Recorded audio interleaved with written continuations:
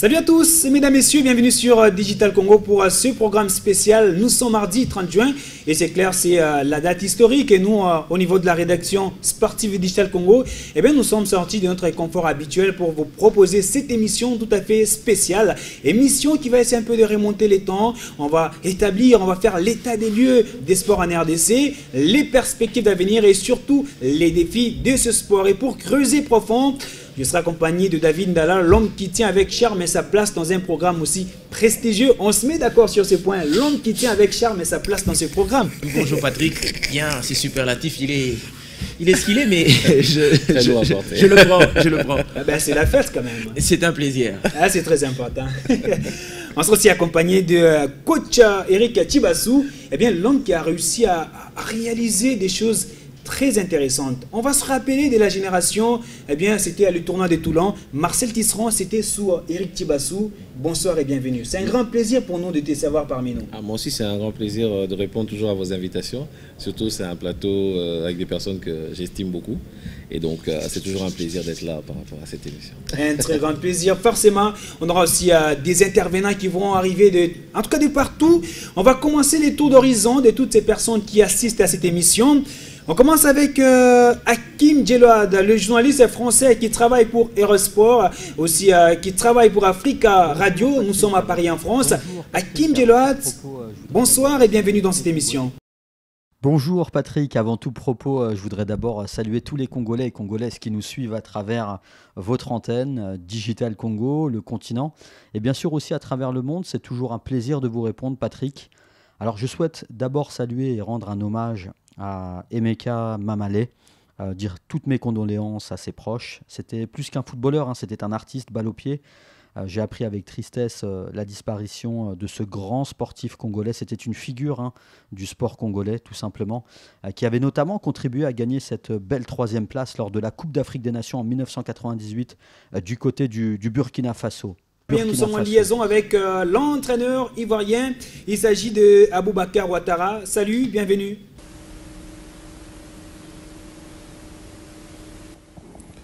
Bonjour Patrick et bonjour à tous les téléspectateurs de Digital Congo.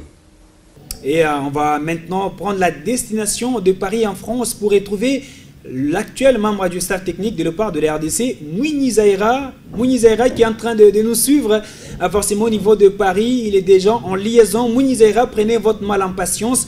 On vous prend dans quelques instants. Alors, destination Kigali au Rwanda, on retrouve l'actuel sélectionneur adjoint de la RDC, Guy Boukassa.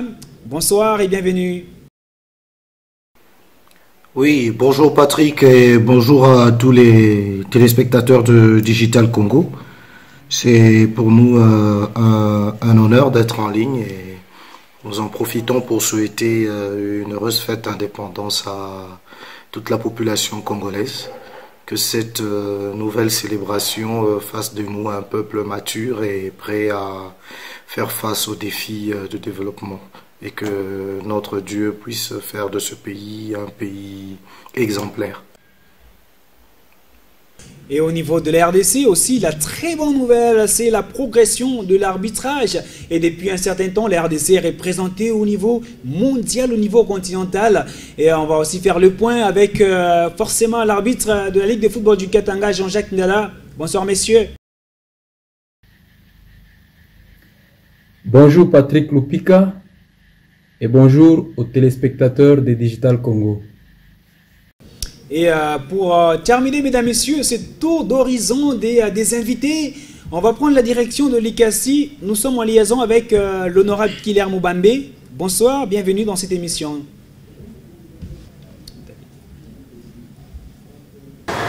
Bonsoir, monsieur Patrick. Et on va déjà entrer dans le vif du sujet avec vous, David Ndala. On va d'abord parler forcément de l'histoire de la RDC. Avec forcément des records. Des records justement. D'abord, il y a un premier record très intéressant. quand on parle de ce record, il faudra d'abord tirer le chapeau. Il s'agit de Feu Ndaye Moulamba qui est resté presque éternel. On a connu la génération Drogba, on a connu la génération Eto'o. Eh bien, El Hadji Diouf, toutes ces stars, eh bien, aucune d'entre elles, n'est-ce pas, n'a réussi à surpasser finalement celui qui va devenir presque monumental et éternel, j'ai envie de le dire, sans faire de soucis à ceux qui prient Dieu, parce qu'on ne va pas égaler Dieu à Ndaye Moulamba, mais c'est 9 buts, Patrick. Et 9 buts jamais égalés jusqu'à ce qu'il a quitté la terre des hommes, et c'est resté finalement un joueur monumental au niveau du continent africain, mais aussi une référence pour ces stars qui viennent, parce que c'est Eto'o, c'est Drogba, toutes ces stars, elles savent qu'à un certain moment, il a existé un certain Ndaye Moulamba. Et aujourd'hui, Ndaye est devenu une fierté pour la République démocratique du Congo. On a vu également, lorsque l'on a organisé les obsèques de Ndaye ici à Kinshasa, que ces 9 buts ont été mémorisés, ont été plaqués comme ça pour que finalement toutes les générations, toutes ces stars qui viendront après Ndaye comprennent finalement que celui-là aura marqué les temps, et ça reste finalement un record qui aujourd'hui,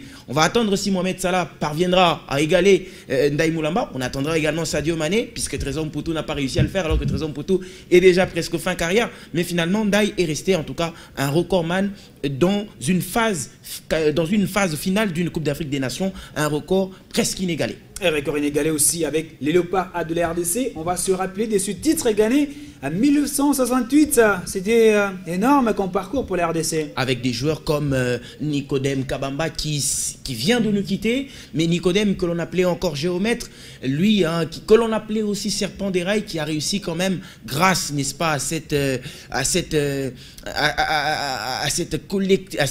ce collectif, je voulais dire, très intéressant autour de lui. Ils ont réussi, n'est-ce pas, à remporter une première CAN et une autre CAN qui est venue en 1974, mais ce sont les CAN qui ont réussi quand même à mettre la RDC un peu plus en exergue, et une génération qui a réussi d'ailleurs à parler de la République démocratique du Congo au niveau de palmarès, mais aussi à parler de la RDC en termes d'or, parce que c'est la seule génération que l'on a en République démocratique du Congo, hier Zaïre, mais qui a réussi à faire parler de la RDC comme étant une génération dorée. Et pendant ce temps, pour le CHAN, la RDC est bien partie avec 2 titres depuis le coup d'envoi de la phase finale du CHAN. Ça, c'est leur spécialité. En tout cas, leur spécialité, parce que dès 2009, lorsque l'on a lancé cette compétition, eh bien, on se rappelle de la danse à Boaké, qui dit Boaké qui est resté éternel comme ça. Finalement, cette sélection amenée par Mutubile Santos, Lofo et tous ces joueurs-là ont réussi finalement à nous faire du bien dès 2009. Et en 2016, ils ont réussi à rééditer cet exploit avec Florent Ibenge. C'était au Rwanda, juste à côté. On se rappelle de ces buts magnifiques de Mecha Kelia et cette génération qui a réussi à faire du bien à la République démocratique du Congo. C'est la spécialité. Pourquoi, Patrick? Parce qu'en 5 éditions, la RDC a réussi à remporter 2 éditions, alors que la Libye, le Maroc sont en train de se partager les restes, en tout cas, du gâteau. Et c'est clair, puisqu'on parle de cette CAN remportée en 1968. Vous vous rappelez encore, Tibassou, c'était avec quel entraîneur déjà? Question pour les champions, monsieur Ndala. C'est pas monsieur Vidinic? 1968, c'était avec quel entraîneur? C'est pas Vidinic? Il est tellement compliqué ce nom. Je vous ai eu, c'est monsieur Frank Schneidi. Vidinic lui intervient en 1974. 14, voilà. Ok, d'accord. Voilà, c'est une belle histoire. Et pendant ces temps, avant de prendre Eric Tibassou sur les performances de sélection de la RDC, on va prendre le journaliste français d'Eurosport, Hakim Djelouad. Eh bien, Hakim, quel regard avez-vous du sport congolais au niveau international? C'est avec un regard certes critique, mais très admiratif. Bien évidemment, je rappelle que le sport congolais existait avant même l'indépendance du pays en 1960. Si nous prenons l'exemple du football congolais, il existe plusieurs périodes. Sa fédération, elle, est née peu après la fin de la Première Guerre mondiale, même si son affiliation à la FIFA s'était fait 2 ans après l'indépendance, c'est-à-dire en 1962. On a une période de gloire qui se situe certes entre 68 et 74. C'est vous dire tout le potentiel du sport congolais que l'on a pu observer à cette époque. Premier succès international en Coupe d'Afrique des Nations, remporté en 1968, seulement 3 ans après avoir participé à sa première Coupe d'Afrique des Nations. C'est important de le souligner. Un peu plus tard, le Zaïre se présente à la Coupe du Monde de football. en 1974. Il devient d'ailleurs le seul pays du continent africain à disputer la Coupe du Monde cette année-là. Et je rappelle bien sûr que le deuxième succès de la CAN pour le Zaïre s'est fait la même année à sa participation en Coupe du Monde, c'est-à-dire en 1974. Et bien sûr, c'est un point important. Il s'agissait du troisième pays seulement à disputer cette année en 1974 une Coupe du Monde. Après l'Égypte en 1934, si mes souvenirs sont bons, et le Maroc en 1970. Lors du succès en Égypte de la Coupe d'Afrique des Nations 1974, il faut quand même le rappeler, les Léopards avaient une superbe équipe, avec des joueurs qui venaient de différents clubs, même si effectivement nous avions 3-4 clubs qui sortaient du lot du côté du championnat congolais. Ils avaient été emmenés d'ailleurs, je me souviens, avec le grand Pierre Ndaye Moulamba, qui avait offert la victoire au Zaïre grâce à un doublé exceptionnel. C'était la grande révélation du continent africain et surtout la grande révélation. Quel regard je porte sur le sport congolais depuis l'indépendance en 1960 jusqu'à nos jours. C'est avec un regard certes critique mais très admiratif. Et en parlant forcément de belles performances réalisées par la RDC, on va vous donner juste quelques chiffres, puisque en ce qui concerne la RDC, la plus grosse défaite était contre l'équipe nationale. C'était forcément la défaite lors de la Coupe du Monde. Un match que la RDC avait perdu, c'était la plus large défaite contre Yougoslavie, 9-0, alors que la plus large victoire, c'est 10-1 contre l'équipe nationale de la Zambie. C'était le 22 novembre 1969. Alors, question qui vaut de l'or, David Ndala, c'est qui les joueurs les plus capés de la sélection de la RDC actuellement? Actuellement, ouais. Issama Peko. Ah, mais c'est clair. Issama, 71 sélections. Avec 71 sélections. Alors, il est suivi par Robert Kidiaba Mouteba, avec 64 sélections. Alors que le meilleur buteur de l'histoire de la sélection de la RDC, c'est Dieu merci Mbokeni Bezoua, avec 28 réalisations pour 41 sélections. Eric Tibassou, vous avez forcément suivi les performances de la RDC. Consécration en 1968, il y a eu la Coupe du Monde en 1974. Quel état des lieux pouvons-nous faire de l'actuelle santé du football congolais? C'est grâce à ce genre d'études qu'on remarque que le Congo quand même est un grand pays de football et qui a commencé depuis des années. Nous avons juste eu, les anciens nous ont laissé une très grosse charge, on va dire, avec toutes ces performances. On était quand même le premier pays noir à aller se qualifier pour la Coupe du Monde. Ces charges-là, malheureusement, je pense que si on a peut-être une pointe de déception, c'est de ne pas avoir réussi à réitérer les mêmes performances qu'eux, ils nous ont laissées. C'est très important. On va partir en France. Nous sommes en liaison avec Mouni Zaïra. Il est déjà en liaison. Mouni Zaïra, l'ancien sélectionneur adjoint de la part de la RDC. Alors, Mouni, vous nous entendez? Quel état des lieux faites-vous? L'état des lieux à faire, c'est... On a vu qu'avec la fédération, il y a eu beaucoup de changements en termes d'évolution. Ils mettent tout en place, beaucoup de choses qui font que l'évolution de notre football soit en adéquation avec le monde. Et cette évolution fait que nous avons maintenant des entraîneurs très qualifiés. On a des équipes qui sont très bien organisées. Les choses avancent d'une manière vraiment à la hauteur de notre pays et de notre football. Vous avez forcément suivi l'ancien sélectionneur adjoint de la part de la RDC. Il y a quand même des progrès au niveau du football congolais. David Ndala, c'est aussi l'avis de Guy Boukassa apparemment. Guy Boukassa qui est dans le staff actuellement. Vous avez parlé d'un ancien. Lui, il est actuellement dans les staffs. Il est adjoint de Christian Singhi Biemé et qui l'on a connu également avec les sélections, n'est-ce pas, d'âge. Guy Boukassa qui est aujourd'hui, n'est-ce pas, entraîneur aussi de la formation de Gasoji United. Guy Boukassa, il y a beaucoup de choses à dire sur la question de l'évolution du football en République démocratique du Congo 1960-2020. Aujourd'hui, est-ce que l'on a réellement progressé? Patrick, faire un état des lieux de notre football de 1960 à ce jour n'est pas un exercice aussi aisé, parce que il y a tout plein d'éléments à ressortir et ça peut nous prendre toute une journée. Mais de façon lapidaire, je peux ici dire que nous avons connu des très bonnes choses. des choses moyennes et aussi des choses moins bonnes. Mais le plus important à noter, c'est que selon chaque génération, le pays a su montrer différents visages. Et je pourrais donc ici établir un lien entre la stabilité politico-institutionnelle et aussi les performances de notre football. Quand je parle des performances de notre football, je vois notamment les performances sur le plan international, au niveau des coupes interclubs et aussi par rapport à nos sélections nationales. Donc nous avons connu des bonnes choses, nous avons connu des trophées, nous avons connu certaines positions honorables sur le podium, mais nous avons connu aussi des situations pas du tout intéressantes. Dans l'ensemble, nous dirons que le train de notre football a connu donc une courbe en dents de scie. On sait aller très haut, mais aussi par moments occuper des positions basses. Et alors, il y a par conséquent ici un lien entre la stabilité institutionnelle au niveau politico-administratif du pays et aussi les performances de notre football. Vous noterez qu'à chaque fois que le pays a noté des bons résultats, ça correspondait avec des périodes où on est plus ou moins stable sur le plan politique. On va tenter d'entrer en liaison avec Aboubakar Ouattara depuis Casablanca, entraîneur ivoirien, lui qui a entraîné par le passé la formation de l'Est Victoria Club, aujourd'hui conseiller au sein de la Fédération royale marocaine de football. Alors Aboubakar Ouattara, que pensez-vous de la progression du football congolais? Elle n'est ni ascendante ni descendante, stagne. Le sport au Congo stagne par manque de vision de certains dirigeants.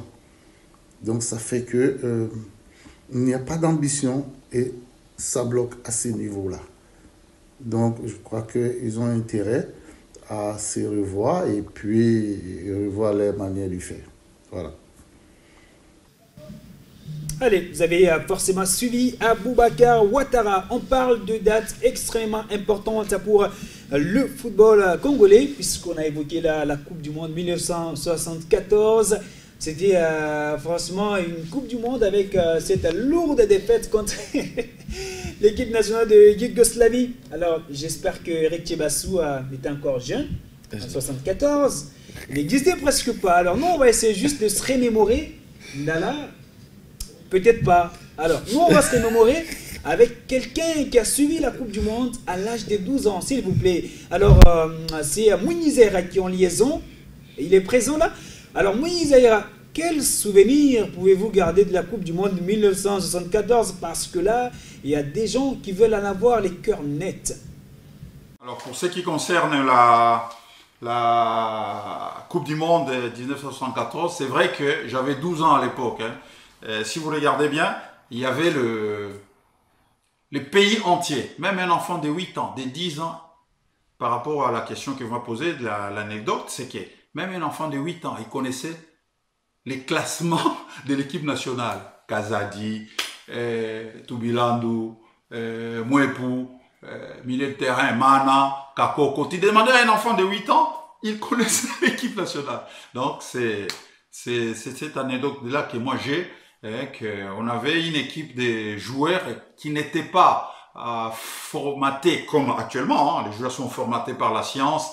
On s'entraîne avec les gilets, avec des GPS. On s'entraîne maintenant avec par groupe de personnes, pas tous ensemble, tout ça. Mais ce joueur-là avait des qualités naturelles qui faisaient la différence, quoi. Et voilà. Et ces qualités naturelles, maintenant, on les a. Mais il faut encore ajouter de la science, et ça, c'est une différence qui est, faut avancer avec le monde, donc c'est comme ça, c'est comme ça. Ah, voilà, on s'est quand même remémoré de la Coupe du Monde 1974, et maintenant, après, il y a eu des progressions, la CAN de 1968, il y a eu des progressions avec la 3e place, la dernière Coupe d'Afrique des Nations, et pour mieux expliquer la question, David, on a eu ce débat un peu avant de commencer l'émission avec le journaliste français Hakim Djelouad. Pourquoi? Parce que lui a commenté les grands rendez-vous, les Coupes d'Afrique des Nations. On se rappelle de l'époque où on suivait toutes les rencontres sur Afnex. avec des commentateurs comme Ahmed Paraïso, Hakim Djelouad. Il est d'ailleurs en ligne, Hakim Djelouad. Hakim Djelouad qui justement a été sur tous les terrains, il a vécu les moments sensationnels en tant que commentateur. On vit parfois des moments un peu fous dans la case hein, en tant que commentateur. Finalement, Hakim, les grands moments, l'épopée, en parlant de la République démocratique du Congo, est-ce qu'on peut dresser finalement un très bon tableau pour comprendre un peu les grands moments, les grandes dates pour la RDC? En tant que commentateur de la Coupe d'Afrique des Nations, du CHAN, du Championnat d'Afrique des Nations et des compétitions interclubs, Ligue des Champions et Coupe de la Confédération africaine, ce que je trouve intéressant de souligner, Patrick, c'est que l'on observe une belle épopée du football congolais entre 68 et 74, certes, avec une absence marquée toutefois en Coupe d'Afrique des Nations et Coupe du Monde juste après leur première participation, ce qui est dommage. On sentait quelque chose se créer autour du sport congolais, autour du football congolais. Il y a, c'est vrai, un retour sur la scène continentale dans les années 90, au début des années 90, avec des positions pas inintéressantes au finish. Une nouvelle génération un petit peu plus tard est arrivée, avec bien sûr entre 92 et 96 ces troisième places, bien sûr 3 places de quart de finaliste à la CAN, et cette belle médaille de bronze remportée en 1998, bien évidemment du côté du Burkina Faso, qui n'est pas inintéressante puisque elle a permis de faire éclore aussi une nouvelle génération de joueurs qui sont arrivés un peu plus tard. Cette troisième place aussi emmenée par l'entraîneur qui fait le doublé eh bien, en 2016 par Jean-Florent Ibengue à la CAN 2015 et notamment au CHAN de 2016, doublé Coupe d'Afrique des Nations et CHAN en 2016.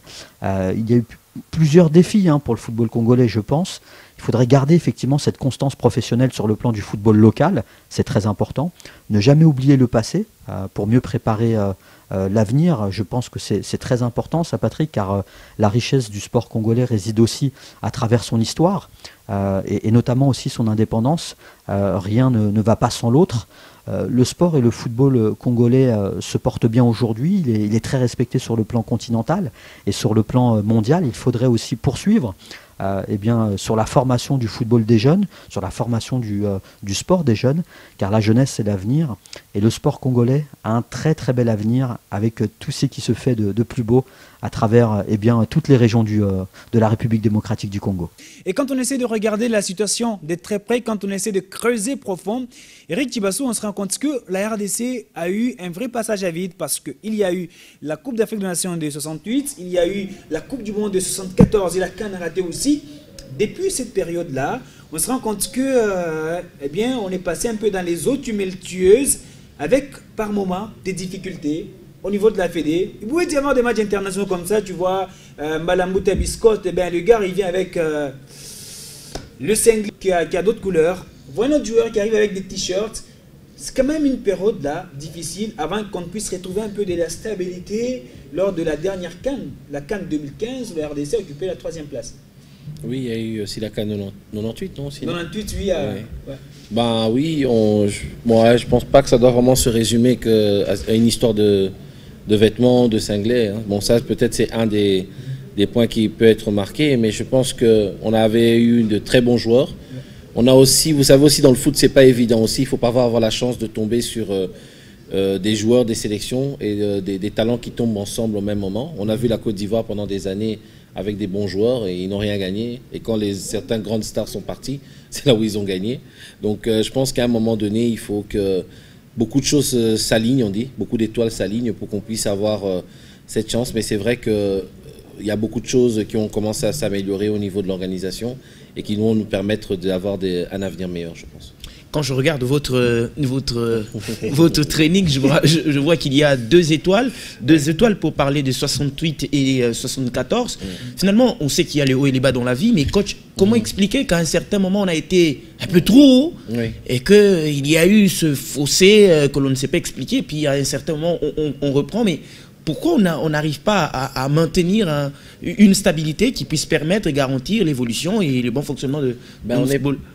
On n'est pas les seuls, excusez-moi, je vais interrompre, j'espère. On n'est pas les seuls. Je vous en prie. Je pense que c'est un cycle. On appelle ça dans le football des cycles. On a des équipes, si vous regardez même au niveau de la Coupe du Monde, l'Uruguay a gagné les premières Coupes du Monde. Mais l'Uruguay a des très belles générations qui sont passées, mais ne reviennent pas au niveau qu'ils étaient. Donc il y a des moments donnés où il y a des cycles. Regardez le Brésil, ça fait quand la dernière fois qu'ils ont gagné une Coupe du Monde? On rigole, mais c'est depuis 2002. Ça fait presque plus de 18 ans. Donc, ils sont quand même présents. Ils sont présents, mais ils ne gagnent pas. Moi, ça me reste en travers la gorge. Si Ouais. on est RDC, on a participé qu'à une seule phase finale de la Coupe du Monde. Oui, justement, au niveau de la Coupe du Monde, au niveau africain, on a gagné quand même 2 CHAN, on a fait 2 troisième places. Vous voyez ce que je veux dire? C'est qu'à un moment donné, c'est vrai qu'en tant que fanatique du foot, on essaie vraiment d'espérer le mieux pour notre pays. Mais on est vraiment dans des phases un peu plus difficiles, mais il ne faut pas désespérer. Moi, je pense que dans le football et dans la vie, il y a des cycles. Et si vraiment, comme je dis, toutes les étoiles s'alignent, on peut revenir là. Est-ce qu'on n'a pas trop fêté, on a oublié de faire le détail? Je pense que non, il y a un terme dans notre personnalité, en fait, qui est très différent. On le remarque aussi simplement. Moi, je viens d'Europe, chez les Congolais aussi en Europe et ceux d'ici. Nous sommes un peuple qui se contente un peu du présent. Pas vraiment du minimum, mais on est directement on estime déjà que tout est commis. C'est un peu notre caractère, en fait. Quand vous voyez d'autres joueurs qui viennent du Sénégal, de trucs, ils ont beaucoup plus faim que nous. Et nous, ce n'est pas simplement dans le foot, c'est dans la vie normale. Le Congolais, en fait, c'est quelqu'un qui n'aime pas trop se salir les mains, qui n'aime pas les choses compliquées, en fait. On aime beaucoup plus la facilité. Et aujourd'hui, le football, c'est devenu une science. Et je pense qu'il faut comprendre que pour réussir à faire une science, de réussir quelque chose, il faut absolument travailler accepter le travail, accepter de passer devant les périodes difficiles, accepter aussi que nous ayons des périodes de disette et pour pouvoir remonter.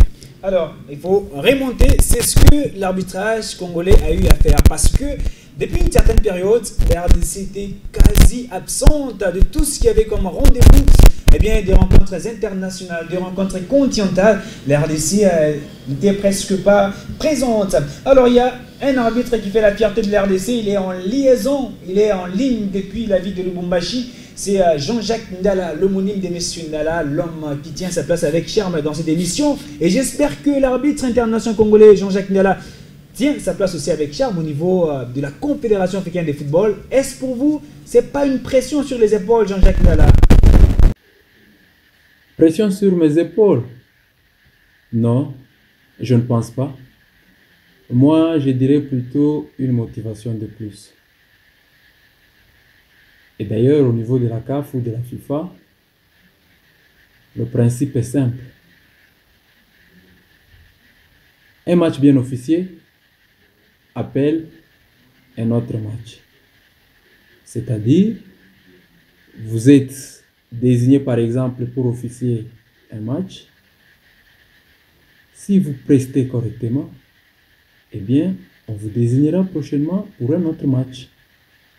Et vice-versa.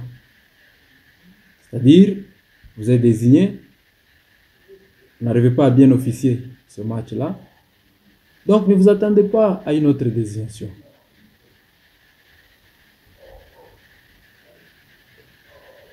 Ce qui est important en tant qu'arbitre, c'est de savoir comment gérer un match. Savoir interpréter et appliquer correctement les lois du jeu. Mais aussi être en bonne condition physique. Parce que je me dis, quand vous n'êtes pas en bonne condition physique, comment vous arriverez à prendre de bonnes décisions? Ça sera un ballon qui est dans l'autre camp et vous vous traînez encore dans le camp adverse. Donc, ça risque d'être l'handicap. Jean-Jacques Ndala, l'homme de Lubumbashi, en tout cas, il doit encore une fois foncer parce qu'il fait la fierté de la RDC. En tout cas, nous on est fiers lorsqu'il faut suivre un match. WAC contre Mamelodi Sundowns, quand même la crème au niveau continental. Et sur les sifflets, c'est M. Ndala. Oui, tout le regard finalement, tout le regard c'est d'abord sur cet homme en noir. Et si cet homme en noir peut se nommer Jean-Jacques Ndala et qu'il appartienne à un pays qui se nomme la République démocratique du Congo, je crois qu'il y a une fierté. Parce qu'à un certain moment, il y a des arbitres qui ont marqué l'histoire, des arbitres comme Colina. Et puis tout le monde voulait savoir Colina appartenait à quelle nationalité. Mais aujourd'hui, si vous regardez un match comme le WAC et Mamelodi Sundowns, ça reste d'ailleurs des grosses écuries sur le continent africain. D'ailleurs, le dernier ranking place un peu très haut ces deux formations et c'est d'ailleurs les derniers vainqueurs des Ligues des Champions. Et officier un tel match, ça signifie à suffisance que l'on a progressé parce que l'on attendait ça. Et Jean-Jacques Ndala a non seulement convaincu en République démocratique du Congo, parce que, pour une anecdote, à Lubumbashi, c'était difficile de voir un arbitre de Lubumbashi officier un match entre le TP Mazembe et le FC Saint-Éloi-Lupopo. Alors qu'aujourd'hui, on peut laisser à Jean-Jacques Ndala le sifflet de faire son travail. Ça veut dire qu'il y a une progression. Et donc, lui est ce rare arbitre-là, congolais, qui fait très bien son travail. Il n'y a pas que la Ligue des Champions, il y a également la Coupe d'Afrique des Nations, où on l'a vu officier. C'est donc de bonne guerre et c'est une très bonne note pour la RDC. Et nous sommes en train de remonter les temps. Maintenant, on va s'arrêter sur cette période extrêmement importante de l'histoire footballistique de la RDC. Regardez cette image. On va vous proposer l'image de ce match RDC, République sud-africaine. La RDC est en difficulté. En tout cas, la RDC, elle s'est reposée sur les épaules d'un tout petit monsieur. Il s'agit de Mbalambuta Biscotte. En tout cas, la finesse, l'élégance, l'intelligence sont les qualités de ces joueurs. Petit par la taille. Suivez cette image. Effectivement, petit par la taille, mais très grand dans ses prestations énormissimes. Mbalambuta Biscotte face à l'Afrique du Sud. It's still 0-0. And Biscotte steals the ball.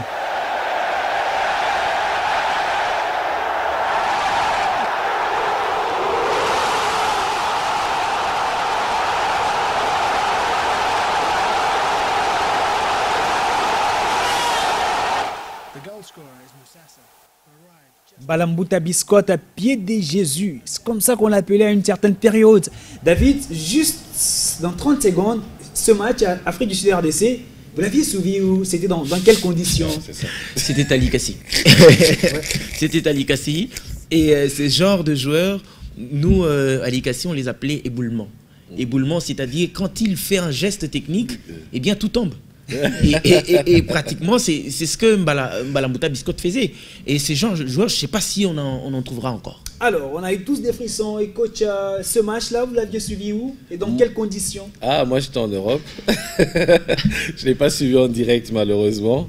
Mais je me rappelle un peu du reportage qu'avait fait le journaliste anglais, où il a un peu suivi l'équipe, un travail d'investigation. On a vu vraiment l'intérieur de l'équipe nationale, et jusqu'à ce qu'il a eu de la chance parce qu'il s'était focalisé sur Biscotte, et c'est Biscotte qui donne la victoire, donc ça donnait aussi beaucoup d'impact à son reportage. C'était magnifique. Ah, c'est très important, et dans ce match, Biscotte qui expliquait ce jour-là, eh bien, Claude Roy avait décidé de le rentrer en deuxième mi-temps, parce que le gars était préparé pour commencer ce match.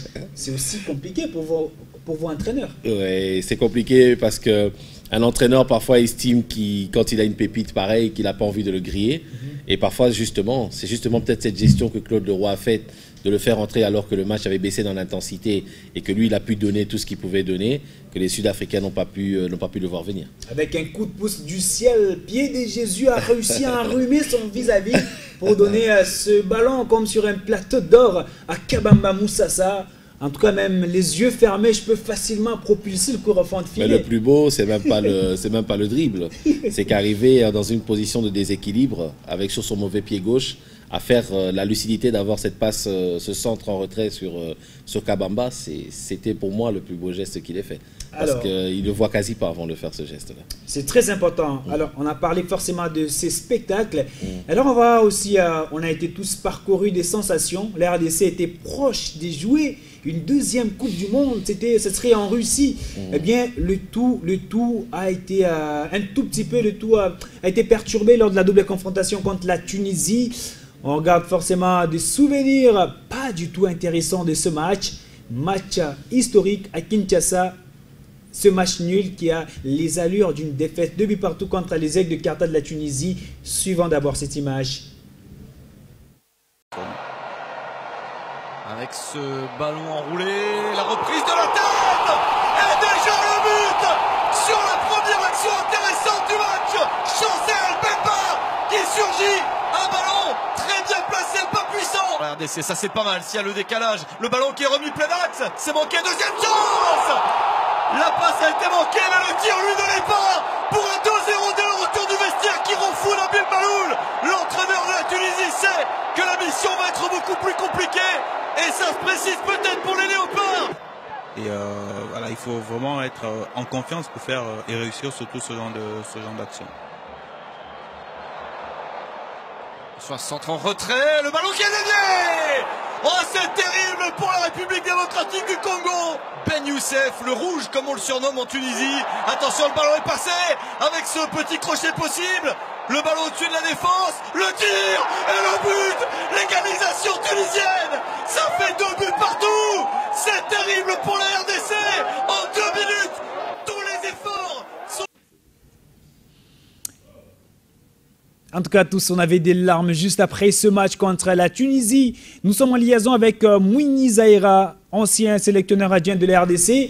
Lui a suivi inside ce match contre l'équipe nationale de la Tunisie. Alors, Mouini Zaïra, vous aviez presque privé la qualification à la RDC lors de ce match. Alors, quelles leçons avez-vous tirées de cette élimination, de cette double confrontation contre la Tunisie? Des leçons qui peuvent permettre à l'actuel staff technique d'amener la RDC à la prochaine Coupe du Monde, ce sera au Qatar en 2022. La leçon à tirer, c'est, moi, d'après ce que moi j'ai constaté, c'est quoi? On a trébuché sur les 2 doigts de se qualifier pour la Coupe du Monde, comme vous avez dit, sur l'état psychique et mental. Ça, c'est des leçons à tirer qu'on doit beaucoup insister. Pourquoi? Parce que vous regardez bien, à chaque fois le président Constant Omari vient à l'hôtel la veille d'un match. Quand il parle aux joueurs, regardez bien, qu'est-ce qu'il dit? Chaque fois, il dit, il n'y a plus de petites équipes. Il n'y a plus de petites équipes. Le Malawi qui bat l'Égypte, le Malawi qui bat le Cameroun, le Comore qui bat la Côte d'Ivoire. Il n'y a plus de petites équipes. C'est pour ça que j'ai dit que nous sommes forts, on a des très bons joueurs, mais on ne doit pas croire qu'on doit battre tout le monde. On doit se préparer pour battre tout le monde avec toutes les qualités qu'on a. Et ça, ce sont des leçons à tirer. Nos joueurs, et même nous, les staffs, on doit tenir compte de cette phrase que le président nous rabâche et nous les dit tout le temps, tout le temps, tout le temps. Il n'y a plus de petites équipes. Et si on est capable de relever cet état psychique et mental à chaque match, que chaque joueur met son niveau, qu'il lève son niveau, avec le mental qu'on aura, avec la qualité qu'on a, je crois que il n'y aura pas beaucoup de questions à se poser. Allez, vous avez forcément suivi Mouini Zaïra depuis Paris en France. Alors, Eric Chibassou, il évoque beaucoup plus un problème psychologique des joueurs. Vous partagez ce point de vue? Bon, c'est un peu la gestion des moments, comme on dit, hein, les temps faibles, les temps forts.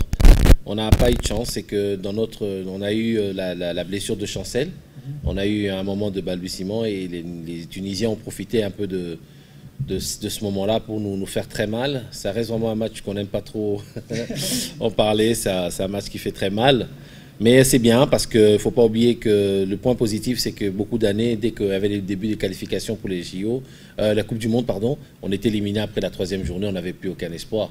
Et là, c'est vraiment bien de savoir que maintenant, on arrive à tenir encore jusqu'aux dernières journées avec une seule défaite seulement dans ces éliminatoires. Peut-être qu'on est proche et que Dieu va nous aider, qu'on sera vraiment très très proche d'y aller la prochaine fois. Et David Youssouf Moulombou, l'ancien capitaine de la RDC, dans une sortie musclée sur les réseaux sociaux, avait pointé du doigt le staff technique de la RDC et Florent Ibenge les décisions des choix cataclysmiques lors de ces doubles confrontations contre la Tunisie. Bon, j'ai aimé la sortie du coach Chibassou qui n'a pas préféré parler du staff ou des choix, mais en parlant beaucoup plus des joueurs, de champ, des incidents comme par exemple la blessure de Chancel Mbemba. Mais en fait, sur ce plan, on se rend compte qu'à un certain moment, il faudra aussi reposer un tout petit peu la responsabilité sur le staff. Parce qu'on a remarqué que les meilleurs moments que l'on a eus, c'est au moment où nous avons marqué le début. Parce qu'après, c'est le temps fort des Tunisiens qui viennent et qui nous font mal. Peut-être qu'avant ce temps fort, il fallait peut-être opérer des changements. C'est à ce moment-là. C'est très facile. C'est très facile de le dire. Coach, c'est très facile. Parce qu'à 2-0, à la 70e minute, vous étiez en train d'applaudir le même staff. Donc c'est du football. Tout à fait. C'est le football, mon frère. Tout à fait. C'est-à-dire qu'à un certain moment, lorsque le staff a décidé de monter, hein, n'est-ce pas, de faire des choix beaucoup plus défensifs, on s'est dit tiens, pourquoi on le fait non, parce que nous sommes en train de résumer ces qualifications à un match. On ne peut pas. C'est très malhonnête. Il faut être soyons honnêtes, c'est qu'aujourd'hui, si vous parlez des 20 dernières minutes du match de Tunisie, c'est qu'aujourd'hui, le staff technique avait réussi à gagner les autres matchs précédents qui nous ont fait croire que nous pouvions être qualifiés pour la Coupe du Monde. Donc ça veut dire qu'il y a eu des matchs avant qui nous ont ramenés à faire que nous étions à un point de la Tunisie et qui fait que ce match nul nous a fait mal. Mais il y a eu un travail qui a été fait avant par le même staff. Donc il faut les remercier. Ah, c'est clair. Alors, parce que s'ils avaient perdu tous leurs matchs avant, on ne parlerait même pas du match de la Tunisie. Alors le vrai débat ici, c'est qu'on va rapidement oublier tout ce qui s'est passé et se projeter dans l'avenir. On va repartir à Kigali avec Guy Bokassa.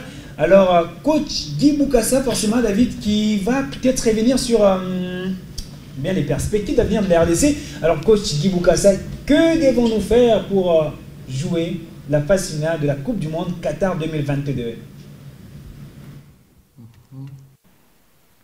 Ok. Pour aller en Coupe du Monde, je pense que tout homme, aussi riche, aussi grand qu'il soit, ne peut pas aller se présenter dans une belle famille pour se marier sans ses parents, sans ses responsables.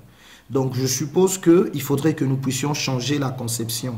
Il ne faudrait pas laisser ce projet plutôt d'une qualification de Coupe du Monde qu'à l'équipe nationale et à sa fédération. C'est impossible. C'est un projet qui doit être piloté par le sommet de l'État. Il ne faudrait pas que le gouvernement ne se limite qu'à sortir les fonds pour préparer l'équipe. Non. Il faudrait que ça soit conçu de façon correcte au sommet de l'État. Et ensemble, le gouvernement pris comme père, la fédération prise comme épouse, ils vont réfléchir par rapport à leur fille qui est l'équipe nationale et essayer de voir comment ce projet qui ne se prépare pas de façon brusque, c'est un projet qui doit être mûri. C'est un projet qui doit être bien splitté, de manière à ce que lorsque l'équipe ira sur terrain, on puisse voir la matérialisation d'une préparation sérieuse. Normalement, les éliminatoires devraient déjà commencer au mois de juin, mais nous espérons que le temps qui nous reste permettra aux autorités de se mettre autour d'une table et essayer de définir des objectifs clairement et mettre en place une stratégie qui fera à ce que les techniciens puissent adopter le projet et le transmettre aux athlètes qui ne pourront que nous faire plaisir si la préparation en amont au niveau du sommet de l'État se fait de façon correcte. Dans le cas contraire, les mêmes causes produiront le même effet. Il est donc important qu'on en fasse une affaire d'État et que tout le monde se mette ensemble pour produire quelque chose de positif. La République démocratique du Congo qui a aussi laissé des très bons souvenirs avec le chien de titres glanés, d'abord par Djalma Santos et puis Florent Ibenge Ikwangé. Ce sont les entraîneurs que l'on peut qualifier de sorciers noirs parce qu'au moins eux ont réussi à donner à la République démocratique du Congo un sacre, d'abord en 2009 à Bouaké et puis cet autre sacre au niveau de Kigali avec Florent Ibenge Ikwangé, un document exclusif et puis vous retrouvez finalement la première partie avec Charles Mouya, notre confrère ancien de Digital Congo et Patrick Lupika qui reviennent justement sur l'essentiel de ces deux sacres. Ils ont été étincelants devant les aigles du Mali, portés par les jeunes prodigieux Meshak Elia. Les léopards de la RDC ont brillé dans une finale électrique disputée au Amahoro Stadium de Kigali. Parti dans les couloirs gauche, Meshak Elia lance une praline qui finit sa course au fond de filet.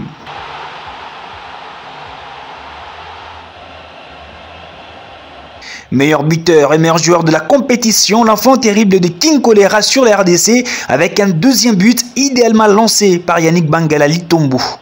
2-0, la RDC confirme sa suprématie dans cette finale et c'est le tour de Jonathan Bolingui qui s'invite à la fête en inscrivant le troisième but. Les buts du break très bien servis par Joyce Lumalissa. Les hommes de Florent Ibenge passent en tête avec un palmarès très riche, 2 trophées en 3 participations dans une phase finale du championnat d'Afrique des Nations.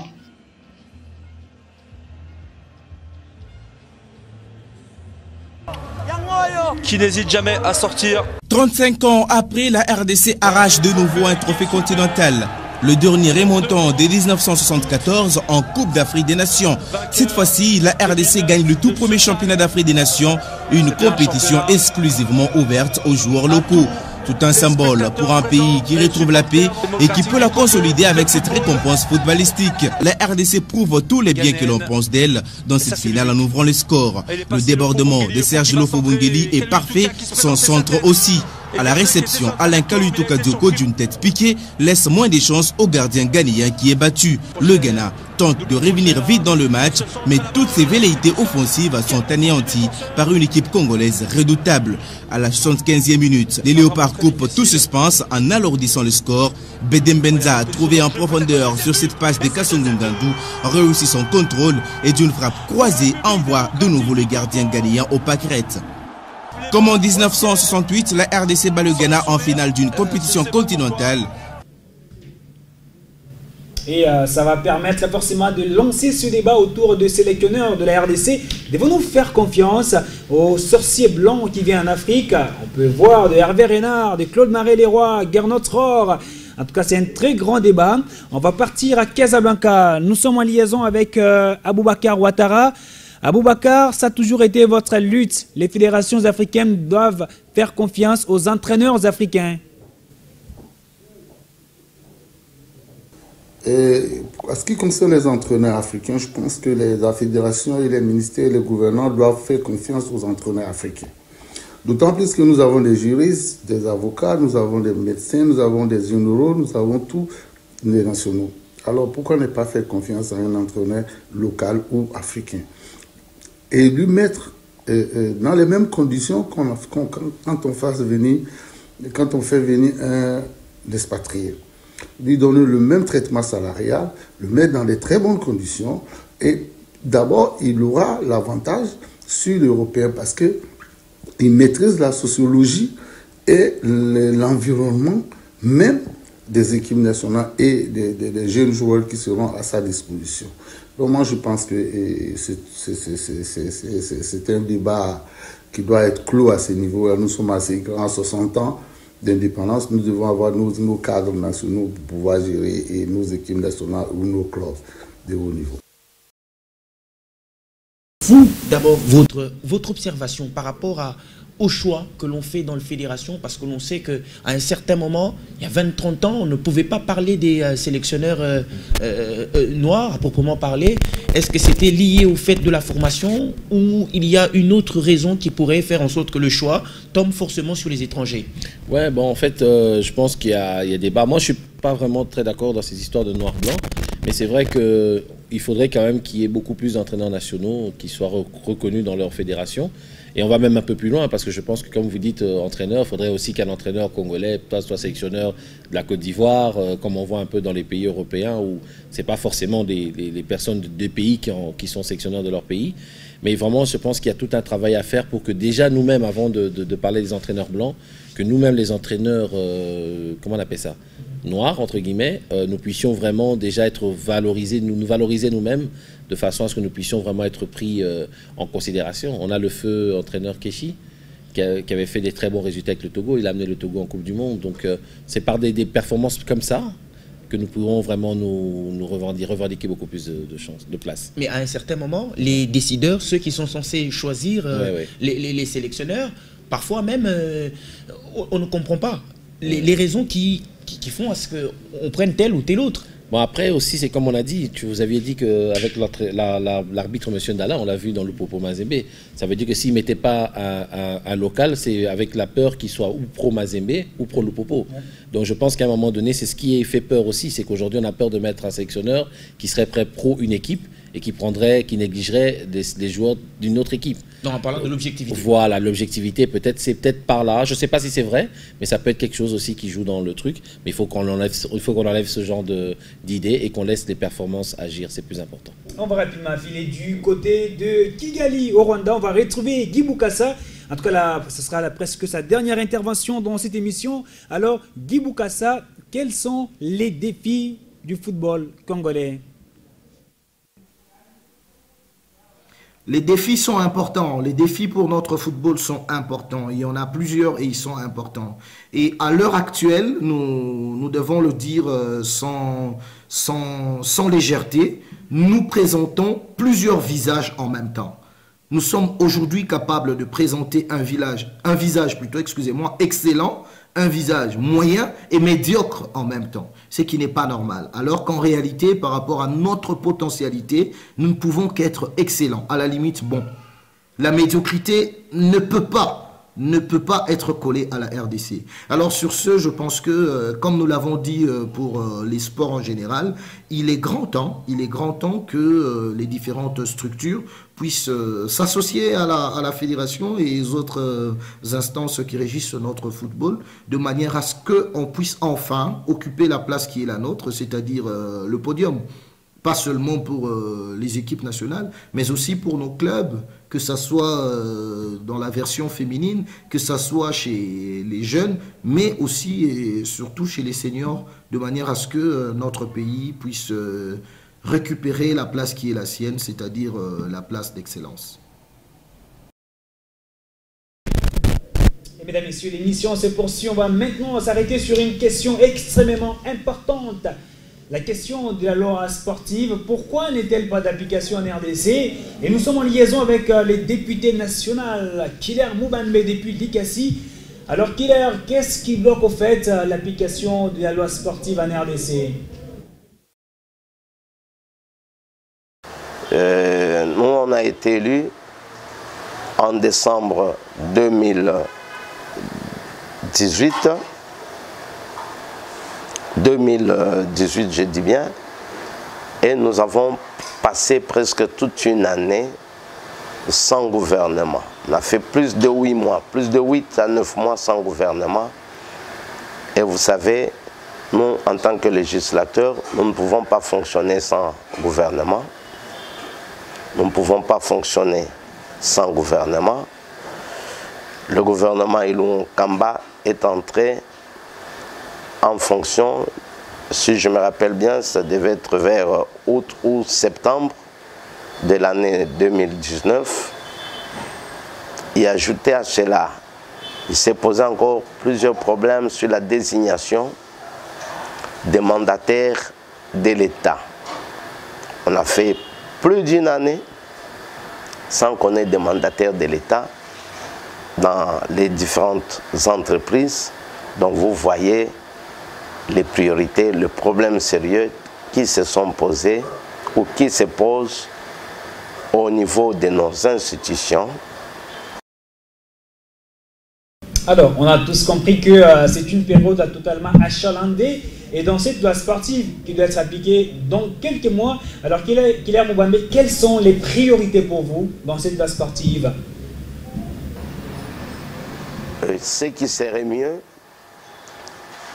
c'est de voir peut-être aussi le ministre de tutelle prendre cette initiative de nous convier, nous qui sommes au niveau de l'hémicycle, puisque nous ne sommes que le porte-parole, la courroie de transmission, qui pourrait faire que les lois ou les objectifs escomptés dans la loi sportive puissent aboutir. Le sport, il est large. C'est un grand domaine, le sport. Un très grand domaine. Et je crois que le ministère des Sports, c'est un grand ministère que peut-être certaines personnes ne connaissent pas très bien. C'est un grand champ où on retrouve plusieurs disciplines sportives. Raison pour laquelle nous disons qu'il y a nécessité que le ministre de tutelle puisse initier une rencontre, pourquoi pas une conférence, ou c'est pas un forum où nous pourrions nous retrouver et voir qu'est-ce que nous pouvons apporter comme amélioration, comme modification dans cette loi sportive avant que nous ne puissions nous mettre dans un débat au niveau de l'hémicycle, lequel débat risque aussi peut-être de nous compromettre avec l'évolution actuelle de la discipline sportive en général. Alors c'est la partie la plus intéressante de l'émission parce que c'est même l'avenir du football congolais, ça concerne le football d'âge. Il faut investir dans la jeunesse, David. Ça s'appelle la pouponnière finalement. La République démocratique du Congo qui, on va le rappeler, hein, par le passé, Claude Leroy qui disait qu'à chaque coin de l'avenue ou de chaque rue, il y a un talent footballistique. Coach, vous le pensez aussi comme ça? Oui, oui, ça c'est clair, ça c'est vrai. En termes de talent brut comme ça, vraiment, le Congo vraiment regorge vraiment beaucoup de talent. En parlant de l'encadrement, coach, certes il y a de talent, mais ce talent nécessite à ce qu'il se retrouve quelque part dans un vase clos où l'on est en train de travailler un peu comme un laboratoire. Est-ce que forcément la République démocratique du Congo, s'il faudra être concret, a un laboratoire structuré, là où on sent que tout est en train d'être fait et travaillé pour que finalement l'on ait une sélection de la République démocratique du Congo made in RDC? C'est vraiment dur parce que, vous savez, quand on parle, on a souvent, comme vous dites, on a beau essayer de travailler, mais le Congo est très grand. Aujourd'hui, moi, j'ai découvert des sélections qui sont venues de Badaka, avec des joueurs qui avaient un style de foot qui était totalement différent de tout ce que moi j'avais vu avant. C'est des joueurs beaucoup plus qui se rapprochent des styles camerounais, nigérians, avec un physique. Quand on va un peu plus vers du côté du Katanga, on voit des joueurs beaucoup plus disciplinés, beaucoup plus, voilà, je veux dire, un peu plus appliqués tactiquement. On a, du côté de Goma, on a des joueurs beaucoup plus disciplinés qui sont à l'écoute et qui sont, vous voyez, donc tous, le jour où on aura la chance de vraiment pouvoir déceler vraiment tous les talents à travers le Congo, pas que sur Kinshasa, et réussir à retrouver une identité. Aussi disciplinés? Non, c'est un peu plus compliqué. Eux, c'est vraiment des gars super talentueux. Bon, il y a des exceptions qui font les cas, mais moi, je parle plutôt des archétypes en général, en fait. Un peu des profils qu'on a, parce que quand on va un peu là-bas... Un peu un paysage, quoi, pour comprendre. Un paysage, oui. Au Kassai, on a des joueurs aussi un peu plus musclés. Donc, vous voyez, on a une richesse. Et si on arrive maintenant, c'est aussi notre souffrance, en fait. Parce qu'on n'a pas une seule lignée de joueurs. Les Camerounais, ils ont tous des joueurs dans le même style. Les Nigérians ont des joueurs majeure partie. Même Mikel, qui est technique, il reste un joueur physique. Tout à fait. Donc nous, on a le tout petit qui va peut-être venir du Bas-Congo, qui est dribbleur et qui va être mélangé avec le Mandaka, qui est beaucoup plus costaud et qui cogne, mais qui a aussi autant de talent. Il faut réussir à créer cette symbiose et c'est pas facile. Alors, on sait qu'en République démocratique du Congo, quand on parle des dates FIFA, très souvent, ce sont des dates qui ne concernent que la sélection A de la République démocratique du Congo. Rare que l'on parle d'un match de U17 au mois de septembre. Qu'est-ce qui ne va pas? Nous sommes en train de travailler de ça avec la nouvelle DTN. Donc ça, c'est un peu une exclusivité. Nous sommes en train de travailler avec la nouvelle DTN sur un projet dont je ne peux pas encore en dire plus. On espère qu'il va être validé par le président de la fédération et qu'il va être quelque chose d'innovant dans le football congolais. On essaye de voir, on n'attend plus que l'aval de notre président. Si le président nous donne cet aval-là, il y aura un travail qui va être fait pour que nous puissions un peu combler, parce qu'aujourd'hui je pense que lui-même a fait le bilan et il a remarqué que malgré le manque vraiment de moyens qu'on donne à la fédération pour ces trucs-là, ils se sont battus pour que nous n'ayons pas de forfait et que nous puissions avoir au moins maintenant des joueurs. Aujourd'hui, des joueurs comme Jackson, l'équipe nationale a quand même aidé. Il est venu en moins de 20. Ça a permis à ce gamin de se perfectionner. Et on a en même temps, vous regardez aussi à l'extérieur. Il n'y a pas qu'en RDC. Oui, on regarde à l'extérieur. Il y a des joueurs comme Dissassi qui devaient venir avec nous à la francophonie, qui n'est pas venu. On a des joueurs qui sont venus d'ici, comme Sila Wangituka, qui était en moins de 20 ici. Et qui va jouer la Bundesliga l'année prochaine. À la Bundesliga, voilà, c'est formidable. Donc on a maintenant un peu un flux qui vient des deux côtés, pas simplement des binationaux. On a des joueurs comme Louis Ndama aussi qui sont allés maintenant. Donc il y a quelque chose qui est en train de se faire. Mais comme vous le dites, le souci, c'est vraiment d'arriver à créer la bonne sauce. La bonne sauce. En parlant justement de la bonne sauce, il y a quand même des clubs en République démocratique du Congo qui nous font quand même une bonne sauce. C'est le tout-puissant Mazembe Anglebert qui, en tout cas, a réussi à être dans le cercle restreint des grands clubs sur le continent africain quand on parle du National Rally ou encore la formation des Amalek. À côté, on peut aussi mettre le tout-puissant Mazembe, 5 titres de Ligue des Champions, c'est pas moi. On va finalement revenir sur les grands moments du tout-puissant Mazembe Anglebert qui a réussi à hisser quand même très haut le football en République démocratique du Congo. Déjà vainqueur de la Coupe en 1967 devant Ashanti Kotoko de Koumassi et 1968 face à l'étoile filante de Lomé, le club congolais du tout-puissant Mazembe effectue son grand retour au sommet du football africain en remportant successivement la Ligue des Champions en 2009 devant Heartland du Nigeria 1-0 à Lubumbashi sur un ballon venu de nulle part de Narcisse Amia Ekanga. Puis en 2010 contre l'Espérance de Tunis au stade international de Rades, un but partout après avoir fait d'une bouchée de l'Espérance 1-0 à Lubumbashi. Deokanda égalise dans cette finale à retour. Les coéquipiers des Bonfils Miayo Kazembe s'emparent du trophée. En 2015, le tout-puissant Mazembe reste de nouveau le sommet du football africain et supplante l'USM Alger en finale retour à Lubumbashi 2-0. But de Samata Bwana, le Tanzanien, et Roger Clavera Salé, l'Ivoirien. Les Corbeaux volent encore plus haut et s'adjugent les Coupes de la Confédération 2016 face au Mobe Jaya d'Algérie et 2017 contre SuperSport United d'Afrique du Sud. La plus grosse performance anglo-bertoise est celle réalisée à la Coupe du Monde des clubs champions en 2010 avec une victoire éclatante en demi-finale contre l'Internationale Porto Alegre avant de perdre la finale face à l'Internationale Milano. Une finale inédite. Les Corbeaux garderont des très bons souvenirs de cette Coupe du Monde des clubs champions. Avec son stade privé et son avion, l'équipe de Moïse Katumbi Chapoué a franchi un palier très important et veut rester professionnelle dans sa gestion. Alors mesdames, messieurs, c'est par ici que s'achève cette émission spéciale.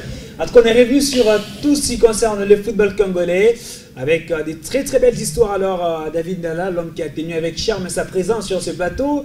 Par moment, il se la joue à la LeBron James.